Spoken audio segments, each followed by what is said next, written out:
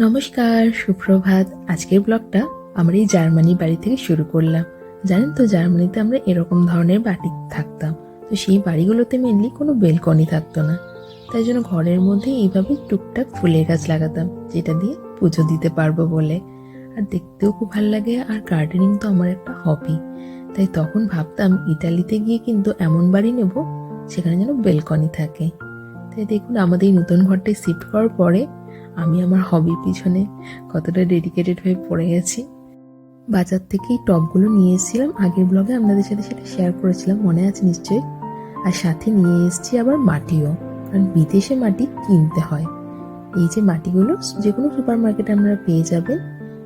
1 euro মতো দাম নিয়েছে, মানে ধরুন 90 টাকা মতো। প্রায় 10 লিটার মতো মাটি আছে। একটু খুলে দেখি মাটিটা কেমন।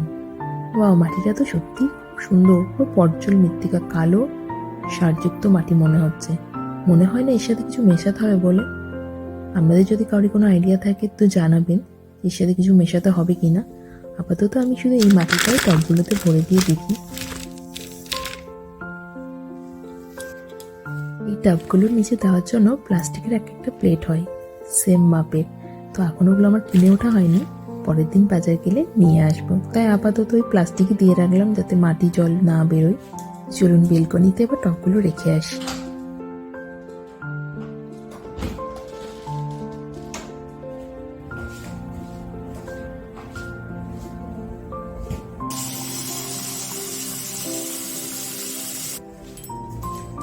একটু জল দিয়ে ভিজিয়েও রাখি মাটিটা, যদিও বাড়িটা খুবই নরম আর উর্বর, কারণ ভেবেছি এগুলোতে বীজ ছড়াবো।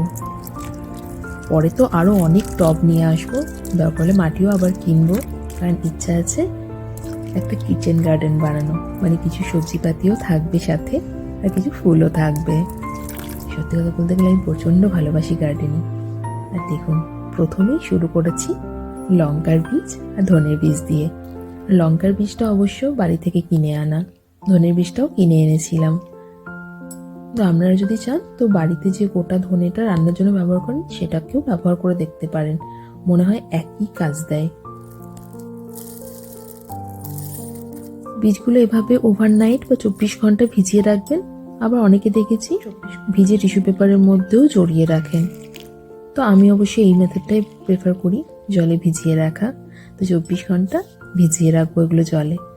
তারপরে দেখি যদি অঙ্কুর বেরোয় তো ভালো, না বেরোলেও মাটিতে দেওয়ার 2-3 দিনের মধ্যে বেরিয়ে যাবে আশা করি।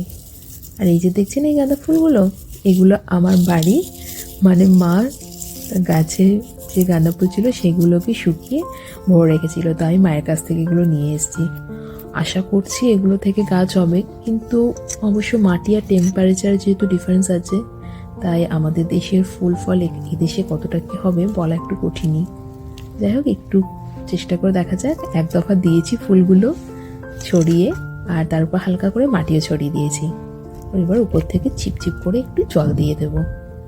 দেখা যাক কিছুদিন ওয়েট করে, বেরোলে ভালো, না হলে এখানে ফুলের গাছ কিনে নিয়ে আসবো। গাঁদা ফুলটা তো সত্যি খুব কাজে লাগে, না পুজো দেওয়ার জন্যও কাজে লাগে, দেখতেও সুন্দর লাগে। আমাদের দেশে শীতকালে হয়, কিন্তু আমি যদিও এখানে গ্রীষ্মকালেই ছড়াচ্ছি, জানি না ওই জন্য কতটা কি হবে। যদিও এইসব দেশে গ্রীষ্মকালের টেম্পারেচার অতটা আমাদের দেশের মতো হাই হয় না, আর আমাদের বেলকনিটা সেরকম ডিরেক্ট কোনো সানলাইটও আসে না, সেটাও একটা চিন্তার বিষয়। কালকে রাত্রিতে ভিজিয়ে রেখেছিলাম সেই যে ধনের বীজগুলো, সেগুলো এবার আলতোভাবে পুরো টবের মধ্যে ছড়িয়ে দিলাম, আর হালকা করে উপর থেকে মাটিও দিয়ে দেব। মাটিটাতে কিন্তু ভালো করে ভিজে থাকতে হবে ওই জন্য আগে থেকে। তবে আপনারা যারা চান তারা জলেও এই ধনে ফেলে দেখতে পারেন, কারণ জলেও ধনে ভালোই হয়। ওয়াও, দেখুন লঙ্কাটা কি সুন্দর অঙ্কুর বেরিয়েছে 24 ঘন্টার মধ্যে। যদিও বাকিগুলো বেরোয়নি, হয়তো একটু সময় নেবে, কিন্তু মাটিতেই বেরিয়ে যাবে আশা করছি। এটা দেখতে ভালো লাগলো না, লাইভ অঙ্কুর বেরোনো। তো চলুন লঙ্কাগুলো মাঝে মধ্যে একটু দুটো করে দিয়ে দিই, একটু গ্যাপে দিয়ে হালকা করে মাটি দিয়ে ঢাকা দিয়ে দেব।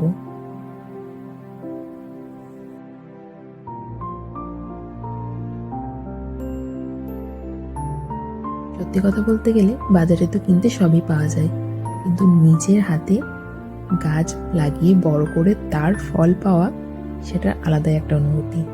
তাই যখন নিজের একটা বেলকনি পেয়েছি তাই সেই সুযোগটা আর ছাড়তে পারলাম না। চলুন দেখা যাক, নজর রাখি শীতকাল আসার আগে গাছগুলো বড় হয়ে ফল দেয় কিনা।